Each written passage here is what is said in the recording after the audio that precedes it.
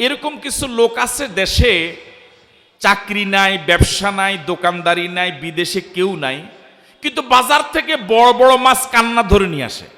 যারা সারাদিন পরিশ্রম করে, মাথার গাম পায়ে ফেলে ব্যবসা করে, বাণিজ্য করে, চাকরি করে, টিউশনি করে, এরপরেও সংসার ভালো চালাতে পারে না।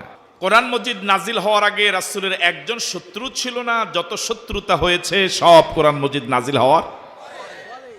রাসূল করিম সাল্লাল্লাহু আলাইহি সাল্লাম এই কোরআন মজিদ দিয়ে সমাজ, পরিবার, রাষ্ট্র চালাবার জন্য এই শত্রুদের মোকাবেলা করে মক্কার কণ্টকাকীর্ণ পথ ধীরে ধীরে পাড়ি দিলেন। এই কোরআন মজিদ রাসূলের উপরে নাজিল হয়েছে, রাসূল এই কোরআন মজিদ রাষ্ট্রে প্রতিষ্ঠিত করেছেন না করেন নাই? করেছেন। এই কোরআন মজিদের দাওয়াত দিতে গিয়ে আল্লাহর নবী কত মানবিক নির্যাতনের শিকার হয়েছিলেন।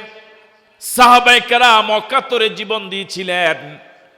রাসূল করিম সাল্লাল্লাহু আলাইহি ওয়াসাল্লামকে মক্কার কাফের এবং মুশরিকরা এই কোরআন মজিদ নাজিল হওয়ার পরে দাওয়াতি কাজের ময়দানে পাগল বলেছিল, গণক বলেছিল, জাদুকর বলেছিল, অশ্রাব্য ভাষায় গালি দিয়েছিল। যে দেহ মোবারকে মশা এবং মাছি বসা হারাম, হারাম এবং হারাম, ওই দেহ মোবারকে ওরা পাথরের আঘাতে আঘাতে রক্ত ঝরিয়েছিল। তিনটি বছর আল্লাহর নবীকে ওরা শিয়াবে আবি তালেবে জেলের ভিতরে রেখেছিল। কয় বছর? আরো জোরে বলুন। মক্কা থেকে অনতি দূরে শিয়াবে আবি তালেবে আল্লাহর নবীকে কাফের এবং মুশরিকরা সিদ্ধান্ত নিয়ে জেলে ঢুকিয়েছিল। মানবেতর জীবন যাপন করেছিলেন আল্লাহর নবী, সাহাবায়ে কেরাম সঙ্গে ছিলেন। মক্কার কাফের এবং মুশরিকরা সামাজিক যোগাযোগ বন্ধ করে দিয়েছিল, কেনা বেচা বন্ধ করে দিয়েছিল, হাদিয়া দেওয়া তো দূরের কথা। 3 বছর পার হলো। 3 বছর পার হওয়ার পরে আল্লাহর নবী একদিন চাচা আবু তালেবকে ডেকে বললেন, চাচা, মক্কার নেতারা আমাদেরকে জেলে দিতে গিয়ে যে সংবিধানটা লিখেছিল, যে নীতিমালাটা লিখেছিল, যেই নীতিমালার আলোকে তাদের দৃষ্টিতে আমাদেরকে জেলে ঢুকালো, ওই নীতিমালাটা আমাদেরকে জেলে দেওয়ার সময় ওরা আল্লাহর ঘর কাবার দেয়ালের সাথে ঝুলিয়ে রেখেছিল। ওই নীতিমালাতে তারা যতগুলো লেখা লিখেছিল, এর ভিতরে যত জায়গায় আমার আল্লাহর নাম আছে, সব জায়গায় আল্লাহর নামটা অক্ষত আছে। আল্লাহর নাম ছাড়া যা কিছু তারা লিখেছে সব উলু পোকায় খেয়ে ফেলেছে। বুঝেন নাই? কিসে খাইছে? কোন পোকায়? উলু উলুনি কয়। আবু তালেব বললেন, ভাতিজা তুমি বলো কি? রাসূল বললেন, চাচা, জীবনে কোনোদিন অসত্য কথা বলি নাই, যা বলেছি শতভাগ সত্য। এবার আবু তালেব বললেন, ভাতিজা, তোমার কথা যদি সত্য হয়, তারা যে সংবিধানের আলোকে, যে নীতিমালার আলোকে তোমাকে জেলে ঢুকালো, 3 বছর তোমার সাথে অমানবিক নির্যাতন করেছে, আচরণ করেছে, তোমার কথা অনুযায়ী যদি ওই নীতিমালায় লিখিত সংবিধানে যদি আল্লাহর নাম ছাড়া সব কিছু উলুপোকায় খেয়ে ফেলে, আমি সিদ্ধান্ত দিলাম তোমাকে আর একদিনও তারা জেলে আটকায় রাখতে পারবে না। আবু তালেব চলে গেলেন কাবার পাদদেশে। মক্কার বড় বড় নেতারা কাবার পাদদেশে বসে গল্প করছে। কি করতেছে? আসলে গোটা পৃথিবীর সিংহভাগ নেতাদের কোনো কামই নাই। কথা কয় না? আপনাকে আসেন না গেছেন গে?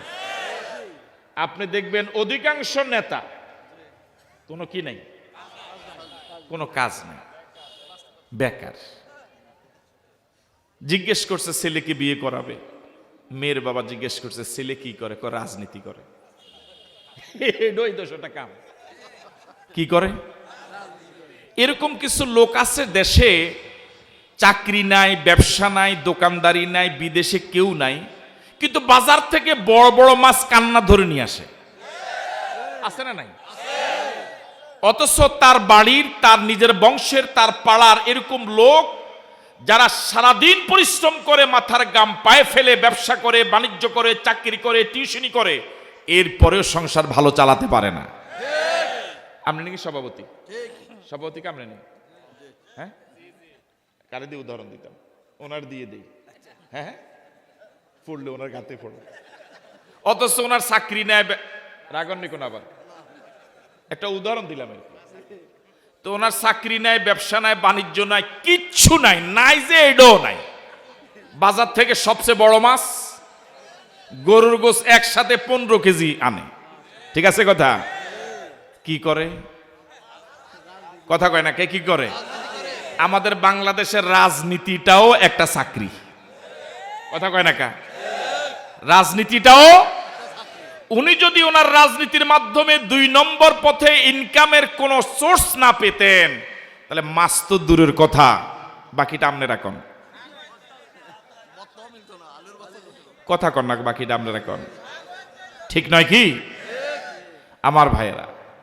অধিকাংশ নেতাদের কোনো কাজ নাই, শুধু এই দোকানে বসে বসে গল্প গুজব, ওই জায়গায় বসে বসে গল্প গুজব, কার পিছনের অংশে কিভাবে খুঁড়া দিব। খুঁড়া বুঝেন তো আপনি? সিরাজ ভাই এটা বুঝেননি আপনি? খুঁড়া না, আমেরিকা তো নাইছেন আপনি। শুধু কাজই এটা, ঠিক না? এটা এই চরিত্র আগেও ছিল, এখনো। এই আবু জেহেল, আবু লাহাব, উতবা, সাইবা, ওরা কাবার ঘরে বসে বসে কোনো কাজ নাই, শুধু গল্প গুজব, কার পিছনে কিভাবে মামলা দিবে, ওই আদালতের অ্যাডভোকেটে কিভাবে ব্যবহার করবে, শুধু কামিয়ে যায়। এই জাতীয় লোক তো সমাজে এখনো আছে। এরা সমাজের জন্য উপকারী না ক্ষতিকর? আরো জোরে বলেন, উপকারী না ক্ষতিকর? এদেশের গরিব খেটে খাওয়া মানুষ মাথার গাম পায়ে ফেলে কষ্ট করে সংসার চালাতে পারে না, আর আমার কোনো কাজ নাই, দুর্নীতি করে, সন্ত্রাস করে, চাঁদাবাজি করে আমি আঙ্গুল ফুলে কলা গাছ হলাম। জবাব কি আল্লাহর কাছে দেওয়া লাগবে না? আল্লাহর কাছে কি জবাব দেওয়া লাগবে না? এই জন্য কলিজার টুকরা ভাইদেরকে অনুরোধ করব, আল্লাহকে ভয় করুন। আপনাদের কারোর সাথে আমাদের ব্যক্তিগত কোনো শত্রুতা নাই। আল্লাহর কসম করি বলি, যতটুকু আছে মায়া আছে, দরদ আছে। আপনি জাহান্নামে গেলে তো আমাদের কোনো লাভ নাই, বরং আপনারা সকলে মিলে আমরা যদি একসাথে জান্নাতে যেতে পারি, এটাই তো বড় আনন্দের বিষয়। ঠিক নয় কি? এটাই তো বড় আনন্দের বিষয়। এই জন্য বিনয়ের সাথে আরজ করবো, ফিরে আসুন আল্লাহর পথে, ফিরে আসুন নবীর পথে, ফিরে আসুন কোরআনের পথে, ফিরে আসুন সত্যের পথে। অসত্যকে পদদলিত করুন, মিথ্যাকে পদদলিত করুন, সত্যের পতাকাবাহী দলে অংশগ্রহণ করে জান্নাতের পথে একসাথে হাঁটুন। আল্লাহ ইনশাল্লাহ জান্নাতের রাস্তা খুলে দিবে। চলতে পারবো ইনশাল্লাহ। আবু জেহেল সহ বড় বড় নেতারা কোথায়? ভুলে গেছেন আপনারা? কি করে? এই গল্পের কোন আলোচ্য বিষয় আছে?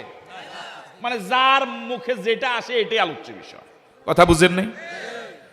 কতক্ষণ চলে যায় আমেরিকার প্রেসিডেন্টের, কতক্ষণ চলে যায় রাশিয়ার প্রধানমন্ত্রী। আবু তালেব গিয়ে বলল, নেতারা তোমরা যে জায়গায় বসে আছো, আমার ভাতিজা নবী মুহাম্মদ সাল্লাল্লাহু আলাইহি ওয়াসাল্লামকে যে নীতিমালার আলোকে তোমরা জেলে আবদ্ধ করে 3 বছর রেখেছ, তোমাদের নীতিমালা সব উলু পোকা খেয়ে শেষ। বুঝেন নাই? ওরা তো এটা বিশ্বাসই করে না, কানেই নেয় না, কানের মাছি লাড়ে না।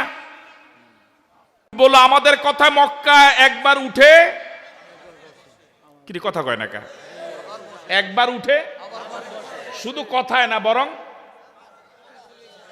এই আঙ্গুলের ইশারায় উঠে। আর আমাদের দাপটে আমাদের সাথে কথা বলার মতো সাহস মক্কায় কারো নাই। আর আমাদের লেখা সংবিধানে উলুপোকা খাবে, এটা হতেই পারে না। যে জায়গায় আমাদের পোস্টারের উপরে, পোস্টারের দিকে সাউন্না মানুষ হতো নাই সমাজে। কথা কয় না, আমাদের পোস্টারের দিকে সাউন্না মানুষ, সাহসী মানুষ, সে জায়গায় আমগো পোস্টার খাইয়ে লইব। বুঝেননি কিছু নাকি? আছেন আপনারা? যে আমাদের এরকম দাপট, আমাদের এরকম ক্ষমতা, আমাদের এরকম যোগ্যতা, আমাদের এরকম ত্রাসের রাজত্ব আমরা কায়েম করেছি, আমাদের সাথে আমাদের দিকে তাকাবার সাহস নাই, সে জায়গায় আমাদের সংবিধান খেয়ে ফেলবে। আবু তালেব বললেন, ভাতিজা আবু তালেব বললেন, নেতারা গলার আওয়াজ একটু ছোট করো। আল্লাহু আকবার বলবেন না? মাতবাড়ি বহু করছো, এখন আর কইরো না। এখানে বসে বসে কেন বলো যে তোমাদের সংবিধান উলু পোকা খেতে পারবে না? সংবিধান তো একটু দূরে কারবার পাশে লেখা, একটু গিয়ে দেখো না সংবিধানটা ঠিক আছে কিনা। আমার ভাইয়ারা, আবু তালেব এর কথা শুনে মক্কার নেতারা এবার কাবার দেয়ালে তাদের ঝুলানো সে সংবিধানটা গিয়ে দেখলো আমাদের নবী মুহাম্মদুর রাসূলুল্লাহ সাল্লাল্লাহু আলাইহি ওয়াসাল্লাম যা বলেছেন সব সত্য। জোরে বলেন আল্লাহু আকবার। এমন নবীর উম্মত হতে পেরে খুশি না বেজার? জোরে বলেন আলহামদুলিল্লাহ। রাসূল জেল থেকে ছাড়া পেলেন।